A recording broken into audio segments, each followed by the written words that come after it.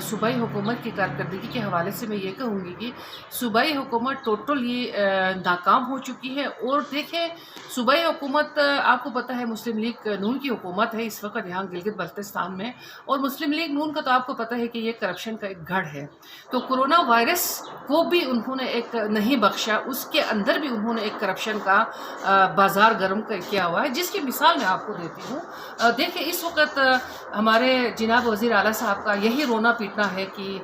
وفاقی حکومت جو ہے گلگت بلتستان کے ساتھ تعاون نہیں کر رہی ہے، وفاقی حکومت بجٹ نہیں دے رہی ہے۔ تو میں یہی کہنا چاہوں گی، میں عوام کی نالش میں بھی یہ دینا چاہتی ہوں، کیونکہ ہمارے عوام بیچارے بڑے سیدھے سادے لوگ ہیں، ان کو نہیں پتہ، کیونکہ یہ جو لوگ جو ہے جو کرپشن کے ماہر ایکسپرٹ جو لوگ ہوتے ہیں، ان کا ایک طریقہ کار ہوتا ہے کہ وہ اپنے آپ کو معصوم بنا کے، اپنے آپ کو بڑا مظلوم بنا کے پیش کرتے ہیں۔ تو لوگوں کو یہ پتہ ہے، ہمارے لوگ بڑے نرم دل کے لوگ ہیں، تو میں عوام کو یہ بتانا چاہتی ہوں، دیکھیے کرونا وائرس کی جو یہاں پہ پورے دنیا میں ہو، پھر گلگت بلتستان کے حوالے سے یہی ہے کہ جہاں تک اطلاعات ملی ہے، جہاں تک سورسز ہمیں پتہ چلا ہے کہ پورے گلگت بلتستان کے اندر 103 کیسز کا نشاندہی ہوئی ہے، ان میں سے آپ کو پتہ ہے کوئی سیریس کیس نہیں ہے۔ تو دیکھیں اس کے لیے میں کہوں گی گلگت بلتستان کے اندر 60 سے بھی زیادہ کوارنٹائن سینٹرز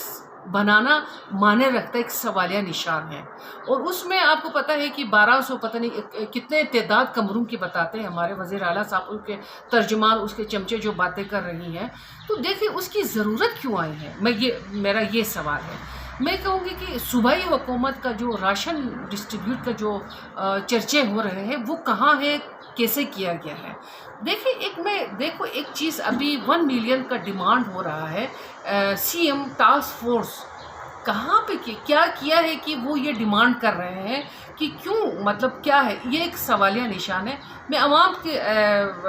عدالت میں چھوڑتی ہوں کہ یہ سارے چیزیں آیا میں جھوٹ بول رہی ہوں، کیا یہ سارے چیزیں ہو رہی ہیں، کیا یہ چیزیں ہو رہی ہے تو کیوں ہو رہی ہیں، میں یہ عوام کی عدالت